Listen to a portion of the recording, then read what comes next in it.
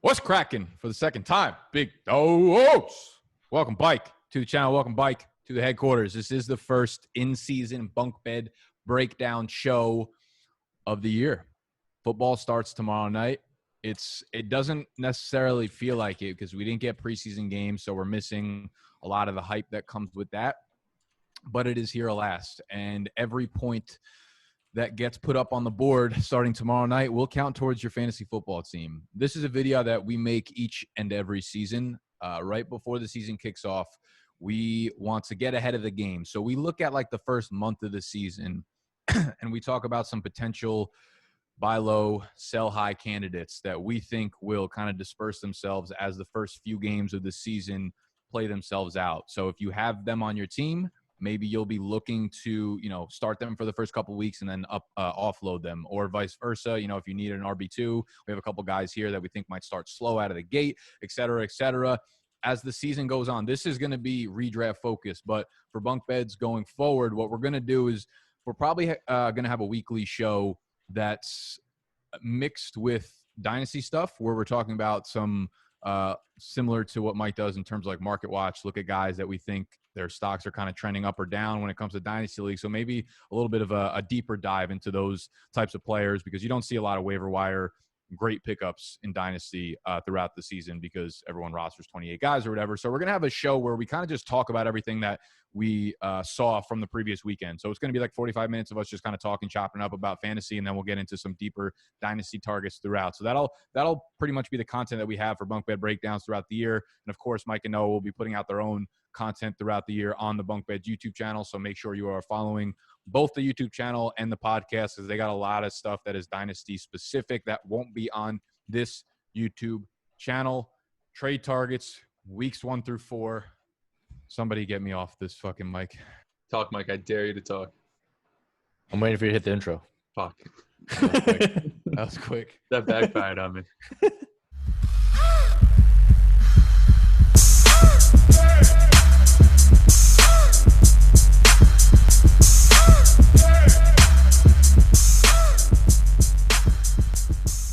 All right. So yeah, we got some trade targets this week. I think before we get into the targets, so I just want to stress the reason why you focus early on in redraft, at least for the early weeks, is because you don't want dead weight on your rosters. Because if you are in a traditional 15-man league, those roster spots are so valuable, especially early on in the season. That fucked me up a little bit too, Noah, when you said, I thought he meant like a 15-team league. Yeah. Like, that ain't traditional at all, but I'm going to let you roll with it. Yeah, no, I mean for the rosters, right? Like, cause in Dynasty, like especially if you're playing Dynasty like me and you're coming over to redraft, like everyone looks like sweet. You're like, oh man, I want to like stash this guy because he might like pop it off. I want to stash like James Robinson because I think he's that dude. But like you have to like fill a starting lineup, and especially when the bye weeks are hitting and all that stuff, like those roster slots are super valuable. So you want guys, like my general approach is I want to target people that I think will increase in value in the first like 1 to 4 weeks. And that's usually how I play redraft. Exceptions obviously are made for pure studs, guys like Barkley and stuff. But for the most part, in the middle tier guys, you don't want to like roster guys early on that what you don't think are going to increase in value, because if you don't feel comfortable starting them, you can't trade them. Like it's basically like a dead spot on your roster. So that's why we kind of focus on early season. But to kick it off, we're going to kick it off with Snacky Boy's favorite player, probably favorite person in the entire fucking world, and that's DJ Danny Dimes. And he's currently going at 140 overall as the QB 15. And if you are in a traditional single QB league, I would not advise you draft Daniel Jones, because he has a absolutely brutal opening schedule against Pittsburgh, Chicago, and San Francisco. And if you guys have seen any highlights of Daniel Jones, you know that guy has zero pocket awareness and fumbles like no tomorrow. So against some of the best pass rushing D lines in the NFL, you do not want to put him in your starting roster week 1, week 2, or really week 3 for that matter. But what that does create is a buy low opportunity after week 3, because after week 3, his schedule really opens up. I think he probably plays. He goes up against the Rams, which again is not great, but then you get Dallas, Washington, Eagles, Bucks, Washington again. So that middle stretch is really where we're going to make our bread with Daniel Jones with the rushing upside there. So I think he's someone that you should be looking to target after those early weeks are over. Yeah, in those first 4 matchups, you look at those teams in terms of how many turnovers they forced last season. Pittsburgh was number 1. Chicago, they weren't that great, but they have a few guys returning from injury. San Francisco was the 6th most turnovers forced, and the Rams were 9th most. And if there's one thing Daniel Jones loves to do other than dress up as a substitute teacher, it's turn the ball over. He had 12 interceptions, 18 fumbles last season. And a huge part of this also is week 1, they're playing Monday night against the Pittsburgh Steelers. You don't think the whole world is going to be watching him throw 4 picks and fumble the ball twice. The same thing happened last year. I'm pretty sure the Bears were on Thursday Night Football to open the season. Mitchell Trubisky looked like an absolute asshole, which is kind of normal for him. And because of that, I was telling people to sell Allen Robinson. That obviously didn't work out. But the theory still holds that when you watch a terrible quarterback in real life play, you don't have much confidence in him. And if week 1 he comes out, he puts up a dud. Week 2 against Chicago puts up a dud. San Francisco has a very good defense, and the Rams are, I guess, mediocre. But if that's 4 weeks where only one of them he puts up a serviceable game, in 1 QB leagues, people are going to be dropping him. In 2 quarterback or super flex leagues, people aren't going to be feeling comfortable about an extremely boom-bust type of QB2 on their roster, maybe even a QB1 because he is being drafted fairly high at the price that he's going in this offseason. So I think he also presents a very good buy low opportunity because he's going to start the season extremely terribly. The fact that he plays in the NFC East means he gets like 4 to 6 games a season where he has basically a cakewalk. And on top of what Mike said, later on in the season, they play Cincinnati, Seattle, Arizona, Cleveland. So those seem to be games where they're going to have to score. They don't have a great defense. They have decent weapons. So there's going to be garbage time. He has legs to run, as we saw in his rookie year. So we know what he is. We know he's not a great real-life quarterback, but the opportunity that presents itself in New York is that he gets to throw a lot and he gets to run a lot. So he's going to give you fantasy points. So if you can capitalize after the first 4 weeks of the season, you're probably going to get yourself a very solid QB2 for the rest of the year. Snacks is going to be fucking sweating bullets before that Pittsburgh game comes on, man. He knows he's about to get embarrassed in front of the entire world. It's going to be fantastic. But yeah, DJ, the promise that came from DJ last year was obviously from the ground, but the big games he had were against these really, really weak opponents last year, right? Like his 4 big games were all against like Tampa Bay, Detroit, New York Jets, like teams like that. So we're still kind of sitting here on the cusp of whether or not we really buy into DJ as a real life, quarterback. So he was pretty much undraftable in 1 quarterback leagues. He's one of those guys that you drafted him without actually looking at the schedule. And then you're sitting there in week 1 and you're like, fuck, I already have to drop him. So yeah. He's someone that if you have in Superflex, obviously you're holding on to. Hopefully you grab the 3rd quarterback, like a Derek Carr or Teddy Bridgewater who play each other in week 1 and you can kind of weather the storm for the first couple of weeks. But he's going to be a guy that will struggle early on, have a lot of turnovers. People will be like, fuck, Daniel Jones sucks. And then he'll get some good matchups and then we'll be like, okay, he's good for fantasy again. I do want to talk more about like overall strategy because Mike, you got into it. And I think when we're looking at redraft leagues, I remember, Noah, the first video we made last year, like Aaron Jones was the first guy we talked about, right? Because we hyped him up all summer. We're like, he's going to go nuclear this year. And we put him in the first trade targets video. We're like, he's going to struggle out of the gate. He has a really, really tough slate straight out of the gate. That Thursday night football game happened where he put up an absolute dud against Chicago. And I remember making a video the next morning because everybody was like, oh my fucking God, you told me to draft Aaron Jones. I'm like, yo, like we also knew he was going against Khalil Mack and the Chicago Bears defense. Like, don't fret about it. When we're drafting a player for 16 games, we're drafting them for 16 games, okay? So when we're putting our chips on a certain player, like the reason I don't like guys like Todd Gurley's and David Johnson's, I'm well aware that they're going to come out of the gate and probably get 18 to 22 touches for the first 3 or 4 weeks. Where I'm putting my chips on the table is that with that workload, they're going to be inefficient because they haven't been efficient running backs for a while. And when that happens, usually the coaches tend to start making moves where they get other players involved and that starts taking away from their workload. Or we've seen a lot of these older running backs start to deteriorate when they get higher volume over the last couple of years. David Johnson, a perfect example of that. So yes, these guys are set up in prime position to get workhorse touches out of the gate. I'm putting my bet on the side of that not holding up over the course of the season. So when Le'Veon Bell gets 22 touches in week 1, don't fucking come at us saying that we told you not to draft him because he wasn't going to get work. Like, we are well aware that's going to happen. We're looking more long-term strategy when we're talking about fading these guys. So systematically, you just have to know from the rip, these veterans are going to get more playing time than the younger guys and the rookies right away. But that needs to be like into your plan, into your system when you're talking about trading for guys like that. We see it year in, year out with the rookies. They get a lot less play time, but we know they're going to get adjusted to it because coaches are very stubborn when it comes to that thing. Yeah, I mean, and just on that point, like, sometimes I get people that send me rosters like, hey, like, you told me you like Akers, Swift, Dobbins, you love the rookies. Check out this draft that I did. And it's like literally their 4 running backs are like Akers, Swift, Dobbins, and like Zach Moss. And like, guys, we told you many times, like, you can't go all in on the rookie running backs because, unless you're like one of those elite guys that got drafted like top 10 draft capital, like Ezekiel Elliott, like Leonard Fournette, you are not guaranteed touches out the gate. You got to like kind of earn the place on the team. So guys like Jonathan Taylor, guys like DeAndre Swift, I think Akers actually might get a decent amount of touches out of the gate, but most so. Like Dobbins as well. Like these guys are not going to come out and you're going to put them in your RB2 and feel good about it. Like I love all these players and I do not feel comfortable putting them in. Like Todd Gurley, I want no part of him, but he'll probably be a borderline RB1 for me. Like my week 1 rankings, he's going against the Seattle Seahawks. Like he's probably going to get 20 touches.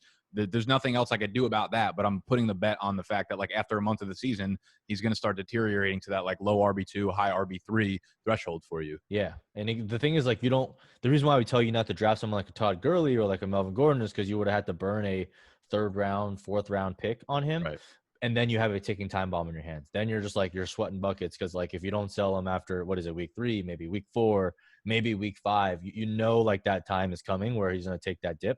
So that's why we tell you not to draft those guys. But like, it's a little bit different from someone like Daniel Jones. Cause like, you're not spending like a top 5 round capital on him. And that's some of these guys will cover down here as well. But yeah, right. That's a good point. And something to consider for sure.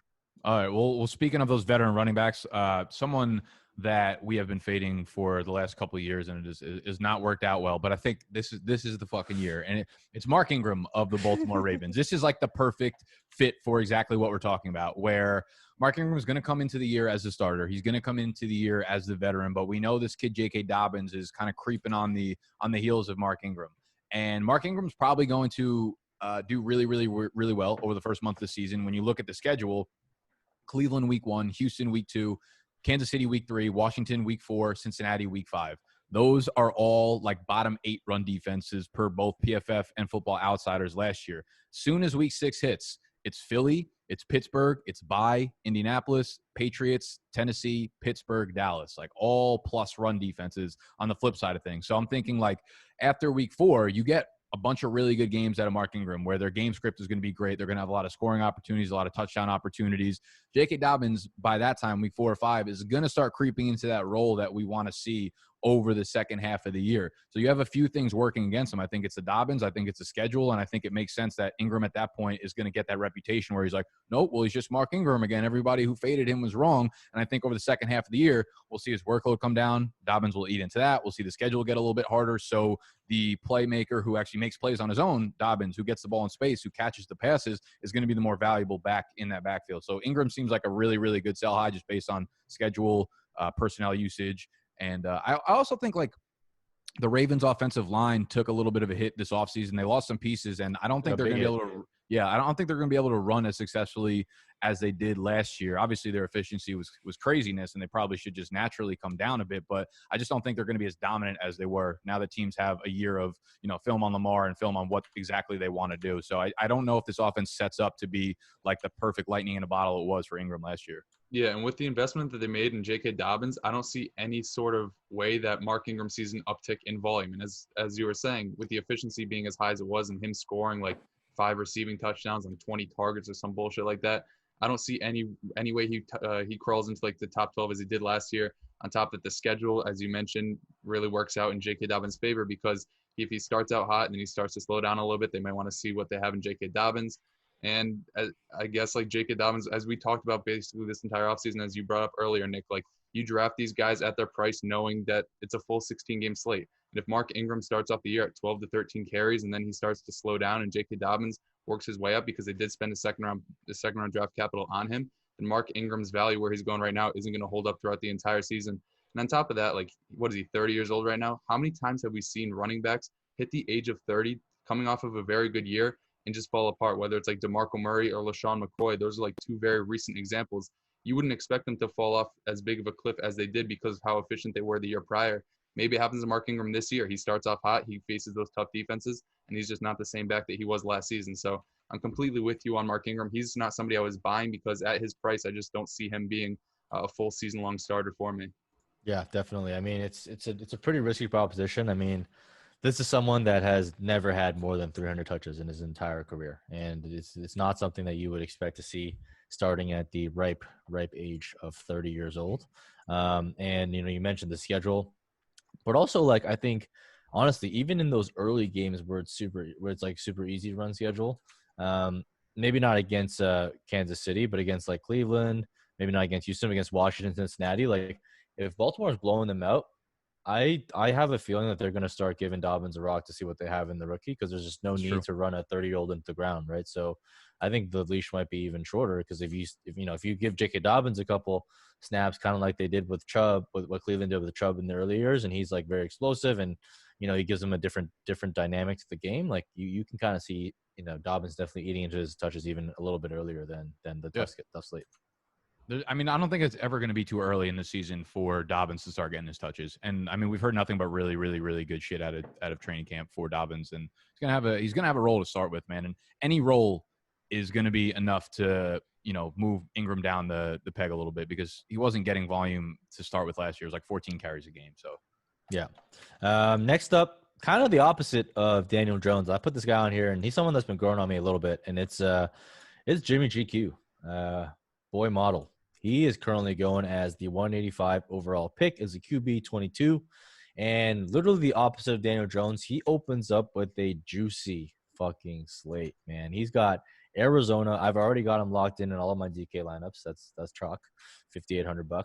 He's got New York Jets, then the New York Giants. You get to spank both teams in the same city back to back, and then you got Philly and Miami. So the rest of the schedule is honestly it's pretty cake too, right? Because I mean the only tough matchup he has is maybe the Saints and maybe the Bills, but like other than that, like even into the playoffs, it's like Washington, Dallas, Arizona. So, but we don't want to project that far ahead, mainly because like nobody's no fucking idea how good defenses will be like going into the season. Like we're just infamously bad at projecting that type of stuff.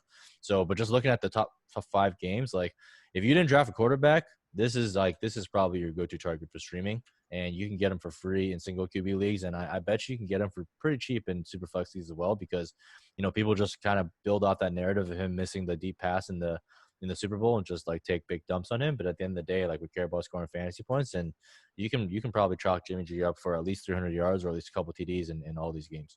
I have such a hard time throwing Jimmy G in my lineup without knowing what Ayuk or Deebo Samuel's status is. Like they're so both up in the air, and I feel like one of them will be there for week 1, but play on like 30% of the snaps, and the next week he'll play like 50, and the other one will play 20. I just like, I guess like George Kittle can pop off like 275. Dante Pettis will be there too, so you should be all right. Yeah, he's wide receiver 1. He's a fixture of Roto exposed. Yeah, I mean, but they also got Jetpack. Worries me. Looking what he did last year, it was like the most fraudulent 27 touchdown season I've ever seen. He had 9 games with 1 or fewer passing touchdowns every single game in the playoffs and the Super Bowl. Would like to have a word, Jared. They're basically one and the same. They're just California boys. What's different? You should make a fucking meme with the what's different meme. Nick Foles. Turnaround time's real tough on this one. I don't know about that, but I don't know. He's just real. He's nerve-wracking to start because even in these really easy games, you just don't know what you're going to get out of him because this just seems to be an offense that relies on their defense and then runs the ball a ton with the 3-headed monster of like Tevin Coleman, Jerick McKinnon, and Raheem Mostert, which like none of them are monsters in their own right. But I just worry about him because even though they do start off this season with an easy slate of games, as Nick was saying, like you don't really know who's going to be 100% when they're playing, and all they really have at this point that we know is going to be a fixture of this passing game is George Kittle, and I'm not sure that he's obviously a very good tight end, but I'm not sure he's enough for me to feel confident in starting Jimmy G week in and week out in the first 4 weeks of the season. I mean, I'll tell you what you got from Arizona last year when he played them. He put you up 300 yards, 4 TDs in the first game, 420 yards, 4 TDs, and 2 interceptions in the second game. So, I mean, I think it's a pretty easy play, at least for the week 1. If you don't feel comfortable after that, like, just stream quarterbacks. There's plenty of matchups you can play, but I think in that matchup in particular, it's a pretty low risk and high reward proposition, especially on DFS. But like I agree, like you can't really rely on him like for a season long. I mean, you can't really rely on any quarterback that's just a pure pocket quarterback now that we have so many other like rushing quarterbacks in the league. And that's like something that often gets lost. It's like, it's not just that they don't run. It's just that, like, relatively speaking, if you want to score like a good quarterback, you have to compete against so many other quarterbacks that do have rushing floor. And that's why it makes some of these pocket passers a lot less valuable. But I think week 1 is, honestly, that's a pretty safe bet. We're going to move on to my boy. Yeah, definitely moving on to your boy. Your favorite player of all time, the guy that you've hung it up in your bedroom, I'm sure, that you fall asleep to every single night, wishing that you had the locks that he has. And it's Melvin Gordon. Yeah, we know you've been trying to grow the hair out to have his, but it don't work that way. At least it wasn't Herbert this time. I'll take it. Melvin Gordon currently going as the 41st pick as the RB20. I mean, he's in that range of running backs where I just don't go for him. But I mean, Noah, why don't you try and sell us on why you think he's going to be good this year? Well, for me, he's a buy candidate, and he's somebody I liked at his price. But if you didn't draft him, I think he's somebody that presents a good enough opportunity to buy in on him because there are just so many moving parts in this offense that I wouldn't be like surprised, regardless of matchup, if they struggle coming out the gate. Because Drew Lock, I know people don't like us saying that quarterbacks stink and NFL players stink, but that guy sucks. They have a bunch of new wide receivers. They bring in Pat Shermer. They just have like a completely new offense. He's new to the team. Philip Lindsay's a good running back. And on top of that, for the first 5 games of the season, coming against defenses that were bottom 10 in points allowed to running backs last season. They played the New England Patriots, who were very good. They obviously lose a few guys to COVID and holding out this season, but they're still a very good defense. Tampa Bay allowed the 31st most fantasy points to the running back position.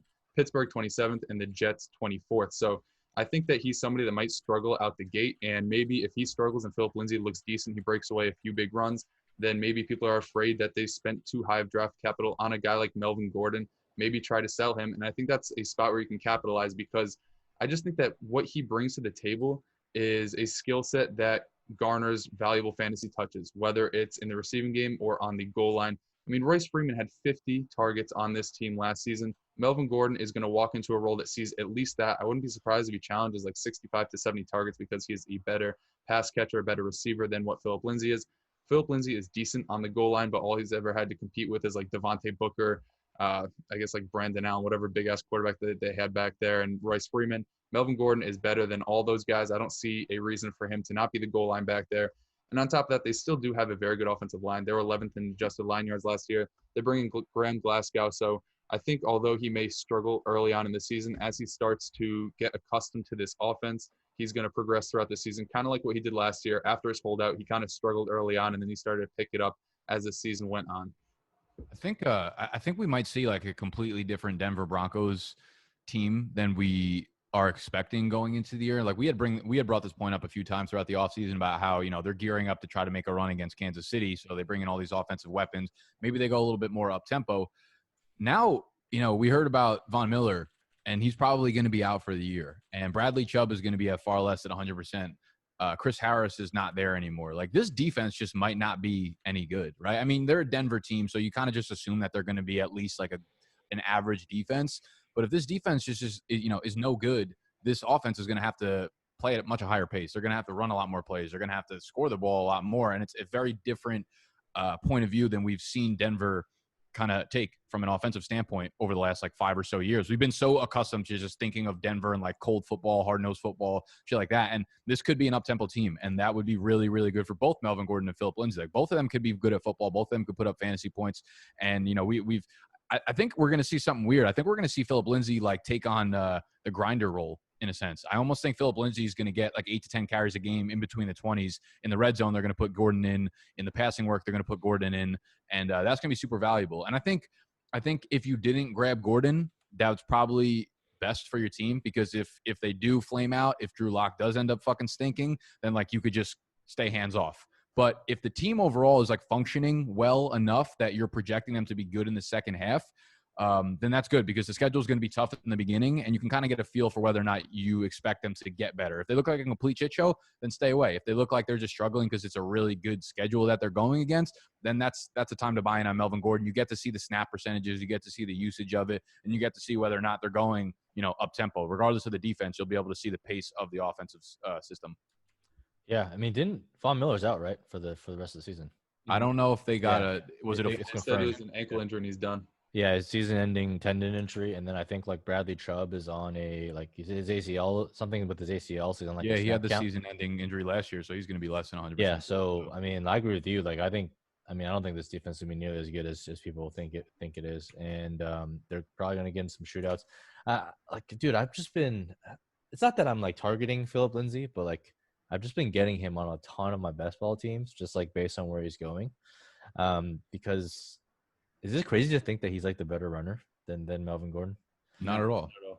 Yeah, I I mean, think he is the better run. I said this like last week, I think, on one of my shows. Like, I think we're going to see a similar situation between him and Devin Singletary. I think both of them are going to be the undersized like grinders in their offense. It's really weird, but I think that's what's going to end up happening because they're better like in between the tackle runners and the guys above them, but the other guys are bigger, better in the red zone, better at catching the ball. So I think that's what we see out of Lindsay. I don't know what that equates to in terms of fantasy points, but I just don't think it's going to be that big of a negative to the guys that are above them, like the Melvin Gordons and the Zach Mosses. yeah, I could totally see that. The weird thing is like I remember like Philip Lindsay was like a pretty good receiver in college, right? Or not like pretty good, but like his target share was massive, yeah. He had but a like massive target volume. He's just been like taking an absolute dump once he got the NFL. So I'm not sure what's going on there. Yeah, he's been bad in the passing game.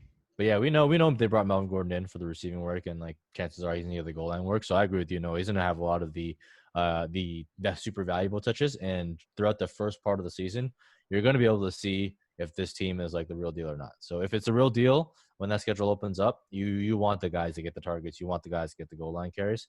So I could see that being a viable trade target for sure. I don't know if I have too many of them on my team, but I can understand like where that path comes from. Yes, sir. All right, real quick, we are going to take a commercial break. Insert that shit, Noah. All right. We've been talking about Monkey Knife Fights for the entirety of the summer because they sponsored our draft guide. They're the reason that y'all been able to get it on the cheap, on the low. But guess what? If you use Monkey Knife Fight to get the draft guide, that means you actually put money onto their platform. It is time to use it. It is time to double it. It's time to triple it. It's time to quadruple it. It's time to bring home the mortgage with the money that you put onto monkeyknifefight.com. It's real money. You have it. You use my promo code to get 100% deposit match bonus on it. Monkey Knife Fight is literally the funnest games, the player prop games to play on their interwebs right now. They are very different than the other sites. It's not just like over-under on rushing yards. They have fantasy points included. They have a lot of fun shits to mess around with. So head over to monkeyknifefight.com, and I'm going to pick a few of these games each week that are my favorites. Y'all could fade them. You can push them, whatever you want to do. But I am here to give y'all some value through Monkey Knife Fight. And tomorrow is the first kickoff of the NFL season. So that is the most exciting game that we're going to have on in a while, I have a feeling, because it is Houston Texans traveling to Arrowhead to face on the Super Bowl champs. They face Kansas City Chiefs. Kansas City Chiefs whooped the shit out of the Houston Texans in the divisional playoff round last year. 51-31, if I remember correctly. And I do remember correctly because I literally just looked at it like 2 seconds ago. So it wasn't even really from my memory. So what you're going to do is go to monkeyknifefight.com. When you deposit $10 to play with on there, you're going to use the promo code BDGE, and they're going to give you a 100% deposit match bonus. Okay? And that's up to $50. So once you're there, you click New Game, and it will bring you over to the homepage. Now, if you're playing with other sports, that's fine, but we're going to go football, obviously, because playing other sports is like speaking another fucking language for me. So they have a lot of different slates. You could look at any of the games you want and mess around with. If you think you have a matchup that you could take advantage of, go do so. Like Philly and Washington, go slam Deshaun Jackson and Terry McLaurin, both going for fucking 200 burgers. But we're going to go with Houston and Kansas City because they're playing tomorrow night, and I am excited about this. For a lot of reasons. So they have different categories that you could choose from on the top here. As long as you just scroll the games, you can choose touchdown dance, which you're choosing 3 players to score over 2.5 touchdowns, over 3.5 touchdowns, over 4.5 touchdowns. And depending on, obviously, the higher the number of touchdowns you want to pick, the more money you're going to make. And it shows you the multiplier on it. So if we want to do the 2x, if you bet $10, you'll win $20 getting it. But my favorite pick, I'm going to give one pick. I want to make this short and sweet. My favorite pick for this is right here. The more or less on top, fantasy points, Travis Kelce and Will Fuller. This is full PPR. You can go over the little eye right here, and it will pop up with the settings on Monkey Knife Fight. All of their gameplays are full PPR. We have Will Fuller going over 14.5. We have Travis Kelce over 18.5. This is the way I'm thinking about it. We have Brandon Cooks banged up. Brandon Cooks got this thigh injury, this quad injury, and he's missed a lot of time. He just missed yesterday's practice. Now, you're watching this on Wednesday. I'm filming it on Tuesday, so maybe he returned to a limited practice on Wednesday. Either way, I think that means he's going to miss the game or he's going to be limited throughout the game.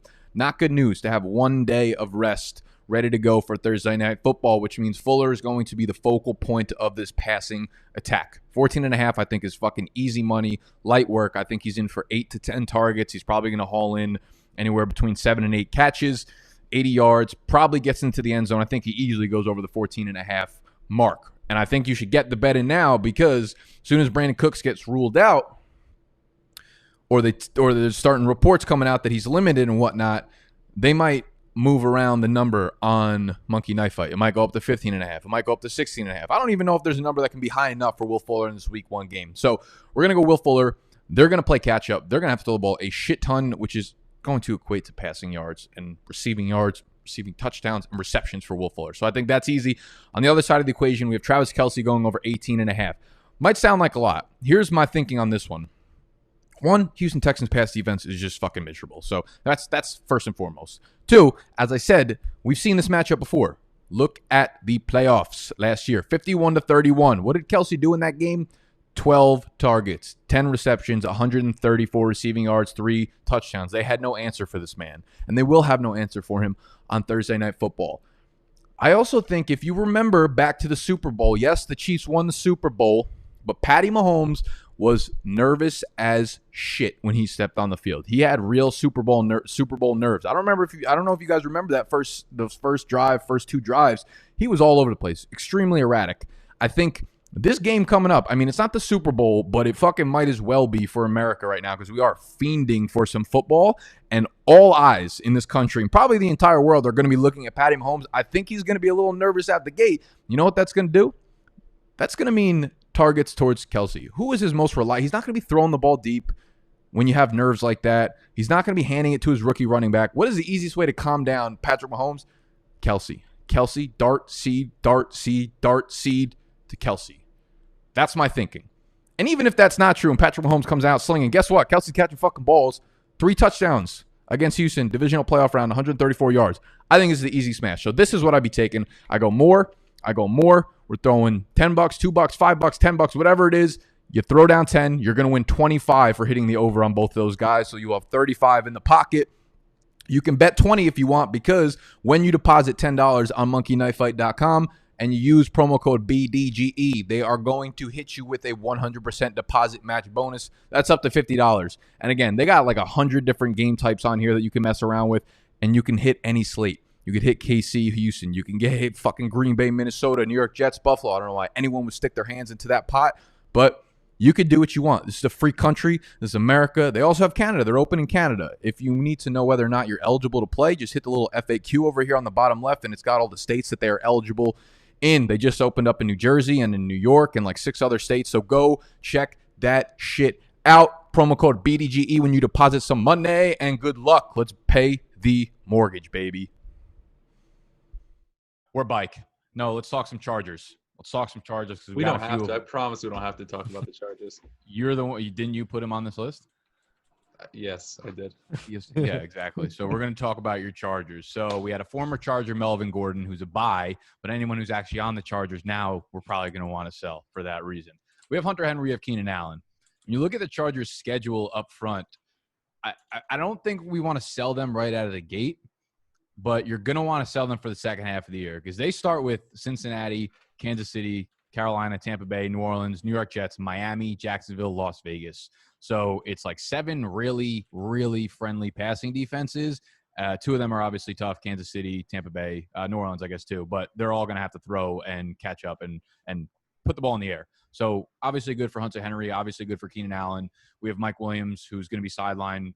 What's the final decision? He's going to be out for the first couple of weeks. Week 1, but I've also seen that he might miss the first month of the season. He's always hurt though, so I wouldn't expect him to play. Latest is game time decision for week 1.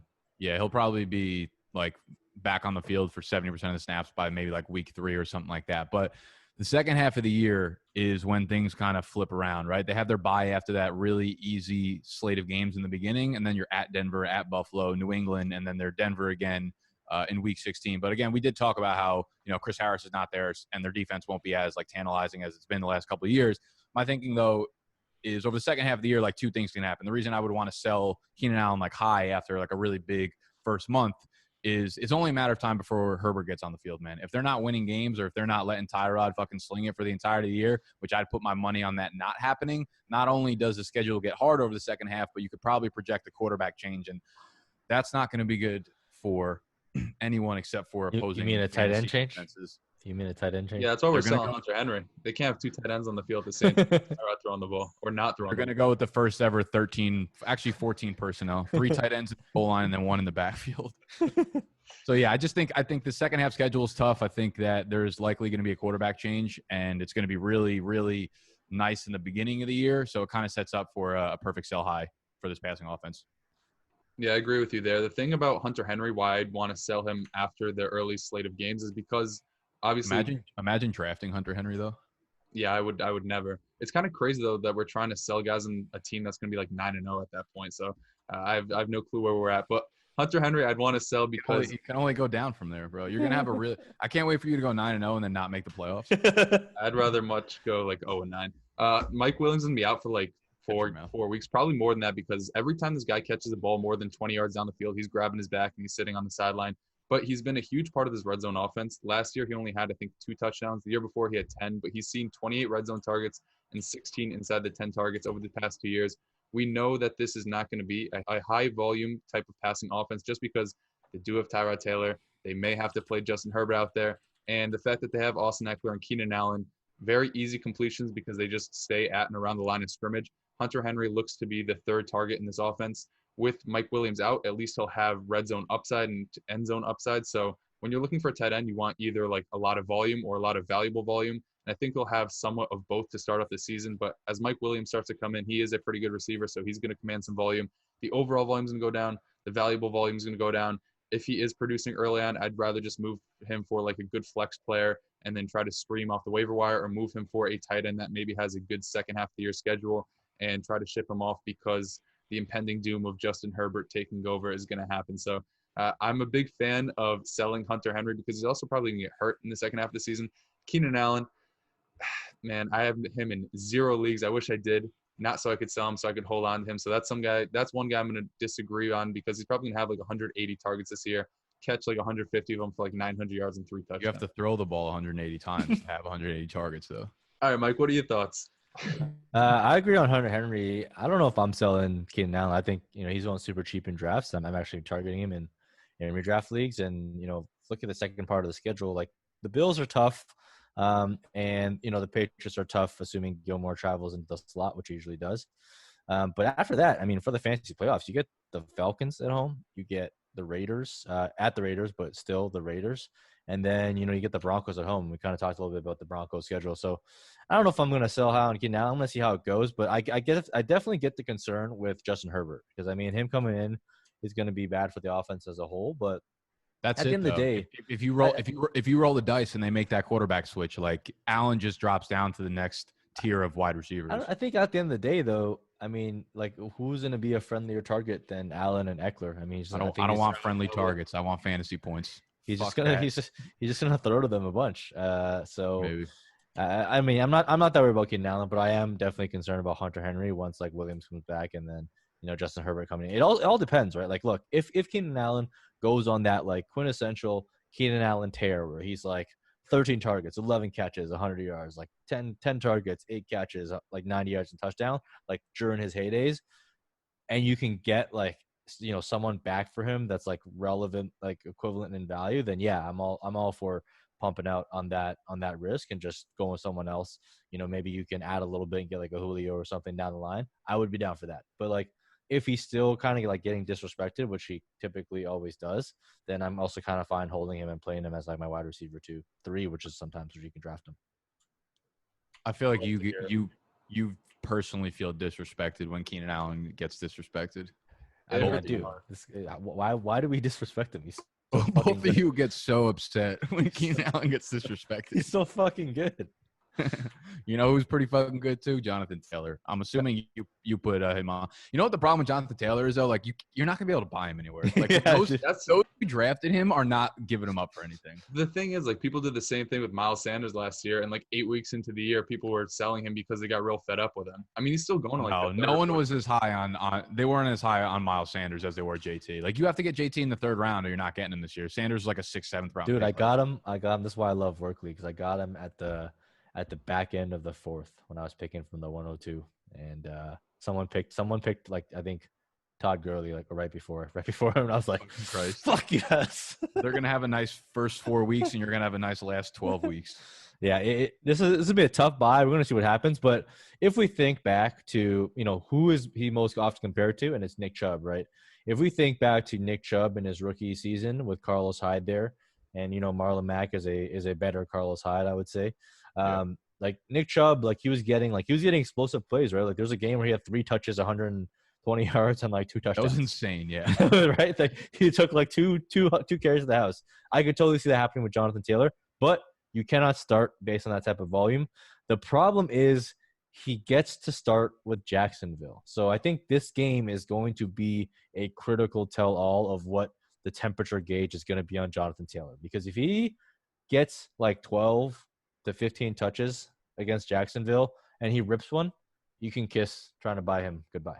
Right? He's got it. They're going to control that game. Like, there's no way Jacksonville is going to be able to compete with Indy. Like, it might be slow paced, and maybe they'll be within like, a touchdown or 10 points. But realistically, they're not really going to be in the game, and I think that does dictate. Yeah, JT's going to bust one, bro. He's going to bust 70-yard touchdoand week 1, and then it's fucking over. It's over. Well, here's what you're praying for. Busting one. Philip Rivers is playing quarterback for the Indianapolis. Here's what you're praying for. You're praying for JT getting a decent amount of snaps, but not breaking a touchdown. That's what you want.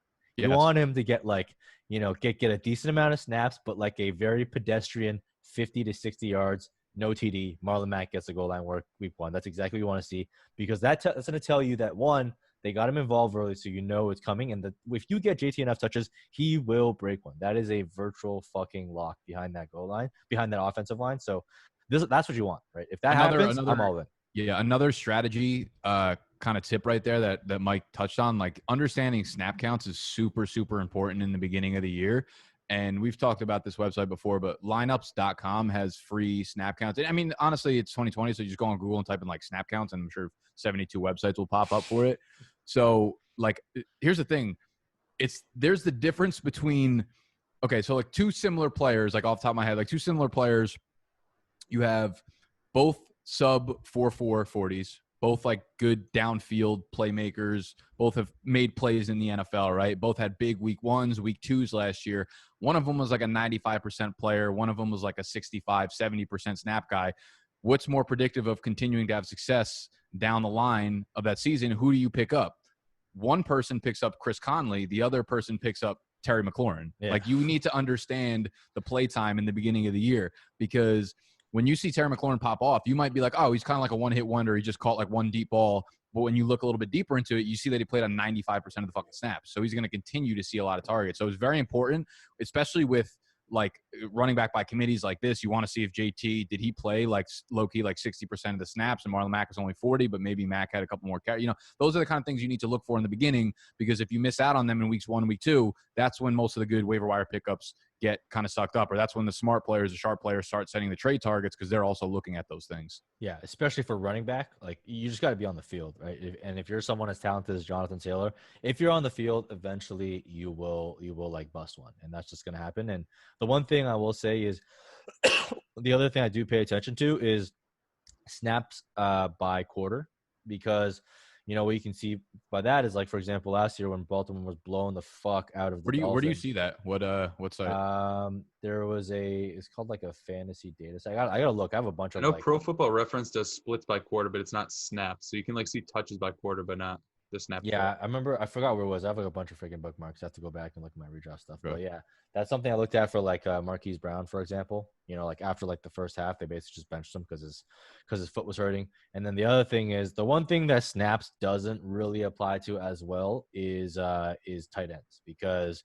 tight ends are in there blocking half the time. So you don't want to like be like, oh shit, this guy's got like a 90% snap share, but he's blocking. Like you're going to miss on guys like Mark Andrews by looking at it like that.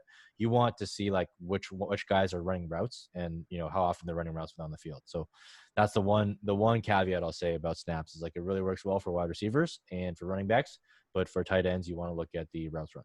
Yeah, you want the best site for that stuff would be playerprofiler.com. You could see route participation, you could see hog rate, which is like the percentage of your target share while on the field. And then if you actually go over to the game log section, not the metrics, it's the next one over, you could look at snap share and routes run and things like that. So it's a lot more broken down for tight ends. And I agree with that because tight ends are it's such a tricky position to scope out for fantasy. You can't look at the raw numbers because every team decides how they want to use their personnel when it comes to tight ends so differently. Like the Chargers want to use their tight end at quarterback.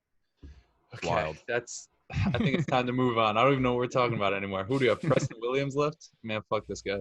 Yeah, so, okay, I want to talk about Preston Williams because Preston Williams is a guy typically – if a guy's coming off an ACL, like a very serious injury like that, he's basically just going to be off my board. Like if I can pick between one or two guys and like one guy's coming off the ACL, I'm just not going to end up looking for a guy like that, like Preston Williams. And Preston Williams admittedly was not a guy I watched a lot of last year. I mean, he had the huge preseason. He had the great first half of the year, coming out of a very late round pick and kind of just working his way into the lineup, making the 53, starting to make plays in the NFL. So I went back and I watched the games that he played in and the balls that were thrown his way. And like, this dude is like very, very, very good. And he left a lot of points on the field too. Like he had a few concentration drops, like very far down the field that would have, he would have fucking put Devontae Parker's fantasy points in the dirt had he came in with a few of those. So I'm looking at Preston. I'm like, he is against my rule where I don't necessarily draft guys who are coming off the ACL tear. I want them 2 years removed, but we made the mistake with Cooper Kupp last year. And now I'm like, okay, maybe if they're a younger player and we follow reports really closely, everything out of camp for Miami is saying that he looks really, really good. And then Brett Coleman, I don't know if you guys are familiar with his work on YouTube. He like DM'd me randomly like 2 weeks ago out of nowhere and just like, yo, Preston Williams. He's like, I got the hookups in Miami. He's like, I got people that are at his practices and they're like, he is 100% good to go. And when Brett speaks, I listen to that shit and they have him returning kicks and returning punts. I'm like, that's dumb as fuck because that's how he ended up tearing the ACL in the first place. But if they're comfortable enough doing that, he's probably ready to go. And like everything we're hearing is that Preston looks as good, if not better. So what I think is the beginning of their schedule. I don't actually have it up right now. I think one of you guys had something listed with Miami, or maybe I read it somewhere, but Miami's beginning of the season schedule is very tough. So they're going to start out of the gate probably a little bit slow. I think the second half of the year is when we see semi like Preston breakout because he'll be a full year removed from the ACL. And I do think there's a really, really high likelihood that by the second half of the year, we see Tua get in the game. And I'm not going to sit here and be like, I'd rather have Ryan Fitzpatrick throwing Preston Williams the ball than Tua. So I think 1 year removed from the ACL, an easier schedule of the second half of the year, and then Tua behind center. And just like everything we've heard about Preston so far this summer is just like, okay, maybe he is back. Maybe he's just really fucking good at football. Yeah, first 8 weeks of the season, he plays the Patriots, the Bills, the Seahawks, the 49ers, the Broncos, the Chargers, the Rams. And then I left out one team. They play the Jaguars, so that should be decent. But then the second half of the year, he plays the Cardinals, the Jets again. They play them back-to-back. The Bengals. It's like the Jets by Jets, right? Yeah. The what was it? The Bengals, the Chiefs, the Patriots is tough, and then the Raiders. So basically, he has 7 really tough matchups in the first half of the season, 7 easy ones in the second half. And as you were saying, he carved out a huge role in his rookie year, despite being an undrafted free agent, and he was catching passes from Josh Rosen in a few games. So he looked really good, as you said. Like, you went back and watched him. I remember watching a few of his catches and a few of his touchdowns last season. He reminds me a little bit, like, this isn't high praise, but like also Auden Tate kind of reminded me of him, like just a big lanky receiver that can catch jump balls and adjust the balls in midair. And I know that Devontae Parker is still a very good receiver, and he's probably going to be the number one in this offense. But if you're buying Preston Williams, you're not buying him at anywhere near the price of Devontae Parker. We know that Mike Gesicki is not good at football, so Preston Williams is going to be the number 2 in this offense. They upgraded their defense a little bit, but I don't think that's going to change their team going from a complete garbage time offense to a revamped type of defense that helps their offense and they can control the clock. I still think they're going to be throwing a ton, and maybe he does develop chemistry with Tua Tagovailoa, but we do know that Ryan Fitzpatrick will just throw to anybody that's over 6'2", and Preston Williams fits that mold to a T. So if he's healthy in the second half of the season, with that schedule, he looks to be a very good like flex type of consideration player.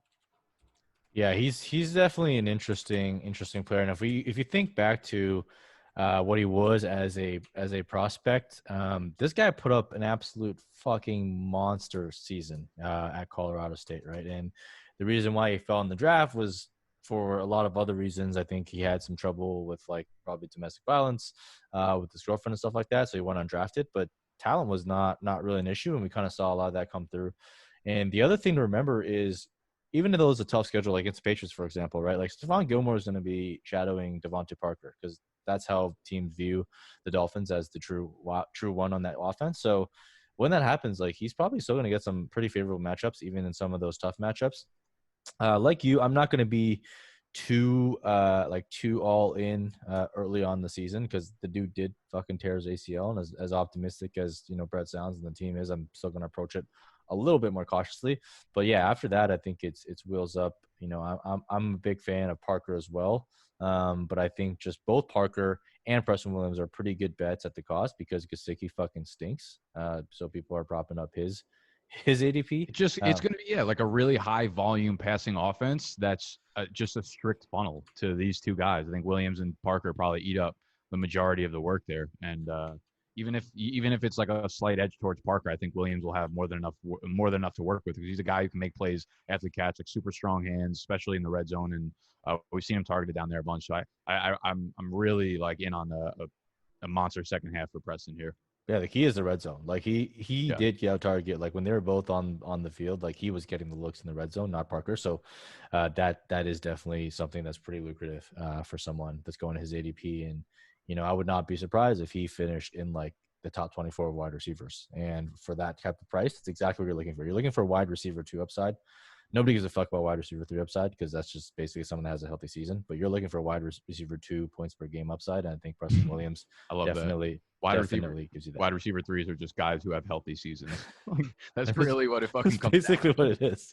If you play 16 games, you're a wide receiver 3. That's fucking big facts right there. All right. Was that the last person? No, I think that's it. I thought the segue was going to work. Oh, yeah. It didn't really work out. He's just somebody, I think if you're watching this channel, though, you probably don't have Kerryon Johnson on your roster. But if you did happen to draft him somehow or you got auto-picked like I did, he's somebody that I'd sell just because in the end of the day, talent wins out. DeAndre Swift he might not play week 1. He might be, if he does, he's going to be extremely limited, at least early on in the season. And the fact that Kerryon Johnson gets to play the Green Bay Packers and the Arizona Cardinals in 2 of his first 3 weeks, maybe he has a semblance of talent in any of those games, despite him saying like his knees don't bend the right way. And DeAndre Swift is a much better running back than him, which I'd argue like when you get a job, you should probably not say that another person competing for that job is better than you at that. But I think that alone just tells you should sell Kerryon Johnson because if you invested any sort of draft capital in him, knowing that DeAndre Swift was like the second rookie running back off the board, and we know that he's basically just DeAndre Swift, but worse in every aspect of the game, you know that talent is eventually going to win out. And we saw last year that Darrell Bevell wasn't afraid to give one guy the big line share of the workload, no pun intended. And I think DeAndre Swift fits into that workload. He fits into that role a lot better than Kerryon Johnson because we saw Kerryon Johnson last year basically be the poster boy for like 17 carries, 43 rushing yards, like 4 targets, 2 catches, and 7 yards. They do bring in Adrian Peterson as well. So maybe this doesn't mean like if you're selling Kerryon Johnson, buy DeAndre Swift. Maybe just fade this backfield as a whole because it does look pretty messy, especially with Swift being injured early on. I could maybe even see this being like a 3-headed monster where each guy gets like 8 to 10 touches a week and you just want to stay far away from him. I wouldn't be surprised if first of all, I just want to say like this is probably like the first time that I've seen a player just like willingly yield and be like, yeah, I'm just not as good as the other guy. Like Kerryon Johnson is probably like the first guy that would trade himself in a fantasy game. I mean, like he would trade himself for like DeAndre Swift. The comment in this video is like, good pick on the last guy you guys talked about. Yeah, and I think here's the thing. I think there's a chance that they trade him because they brought in AP to kind of fill in that first and second down grinder role. And I don't know why, but they just fucking hate the guy. Like he had a good rookie season. And then last year, Patricia came in and was like, nope, you fucking stink. Like, we're not giving you any more targets, even though you're the best target. I feel like Patricia just thinks he's soft. And then he just keeps getting hurt. And he's like, dude, we can't do anything with you if you're just never on the field. So at this point, it's like Patricia takes it fucking personally. That's honestly, I would not be shocked if that's what it was. And if they traded him to like Chicago Bears, something like that. Like, I could totally see him getting traded. If he gets traded, wheels fucking up for DeAndre Swift because Kerryon Johnson is better than Adrian Peterson by every metric. So that's something to monitor. I think it's definitely a possibility. It's in the range of outcomes. So just keep that in mind when it comes to Kerryon Johnson. I actually low-key feel like it has something to do with fantasy football. Like, I feel like people want Kerryon Johnson to be a workhorse so bad, and Patricia never wanted to do it, and he just gets 1,000 questions a day. Like, when is Kerryon going to get 20 touches a game? And he's just like, shut the fuck up. Kerryon can't handle 20 touches a game.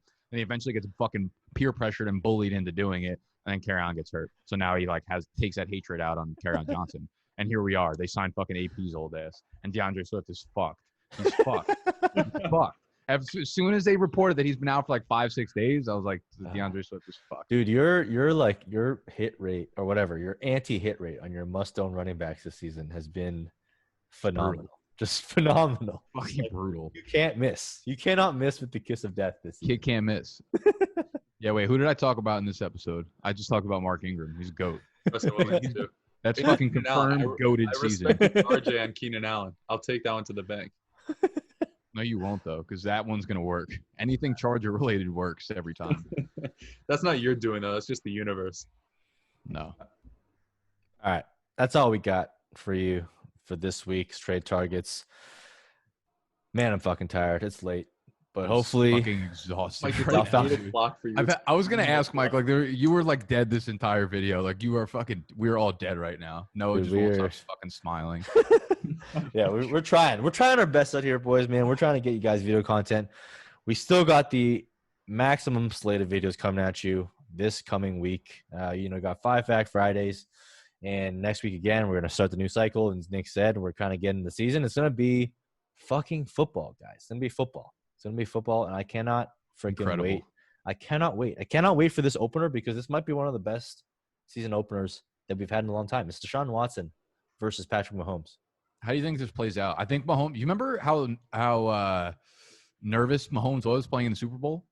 Do you remember, like, the first couple drives, how fucking bad he looked? Yeah, I feel like we're going to – yeah, I feel like this – tomorrow night is, like, low-key, like, America's Super Bowl in a sense, I feel like. Like, we're all been waiting for this. This honestly might be more watched than the Super Bowl is, and Mahomes is going to be nervous, I think. I think we see the Chiefs come out a little bit rusty. Yeah, I think they're 9.5-point favorites. I'm going to roll with the Houston Texans, but with my pick'em record, I mean – probably. No, just take them first half. Do Houston first half because then the Chiefs will go nuts in the second half. I mean, just like last year. Just gonna run it out after that. Just like last year, man. Just like last year. But Chiefs defense. If you listen to Nick and I hope you guys fucking roster the Chiefs defense because they are going to eat. Yes, sir. No doubt about it. All right. Cool. That's all we got. Hit that thumbs up button if you enjoyed. Subscribe to both thy channels if you are new, and we'll see y'all next week.